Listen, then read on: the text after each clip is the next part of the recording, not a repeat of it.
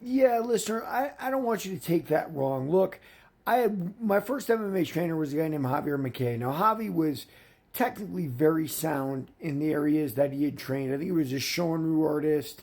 He was a capoeira artist. So he had a really, really traditional martial arts background before he went to MMA and everything else. There was a boxing guy in town named Paul Wade, and it was one of Javi's idols, clearly. And Wade said something about Javi, like, I don't think Javi should even be a fighter. You know, look, so where we miss things sometimes, arrogance is not equivalent to what I said. Paul Wade had a lot of arrogance. You want to be honest? Paul Wade shouldn't have been a fighter. He had a glass chin. As great as he moved and as sharp as he got hit in the jaw and he got knocked out, right? So you could easily say, hey, Paul Wade, you shouldn't have been a fighter. Leave Javi alone, and poor Javi thought of him as a mentor. I'm talking about two guys that are world-class level fighters in every way, Paredes and Gary.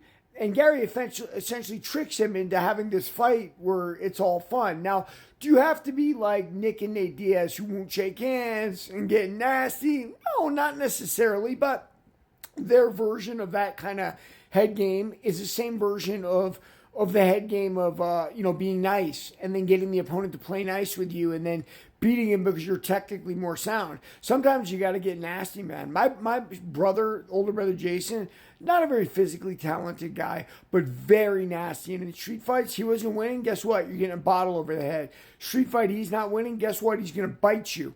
And I have some bite marks on me from my brother. So what I'm saying is when you're in a fight, sometimes you got to do things to win it. And I know that some people are saying, and maybe even you listener, that hey, that's not in me. I don't want to do that kind of stuff. And by the way, that doesn't make you a bad person, right? That probably makes you a very good person.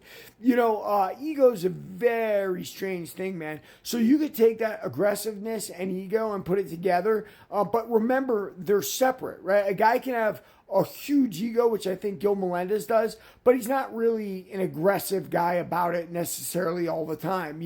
Other guys like Paul Wade are aggressive and they're egotistical. It goes together. So, look, whatever. I'm just saying, look, if you're at that upper level and, you're fighting for essentially world title slots, you can't afford I remember, who was it? Crow Cop hugged Pat Barry in the middle of their fight. A fight Pat Barry could have won, and I think Crow Cop took it away from him by initiating some hug in the middle of the ring. I'm just saying, man, when you're fighting, you're fighting. When it's over, it's cool. I remember Nate Diaz wouldn't shake Joe Stevenson's hand at any time during the match, but afterwards, yeah, he shook his hand. Like, yeah, we're cool. We're team. We're training partners. Anyway, that's my point. Read my book, Warrior of the Light, from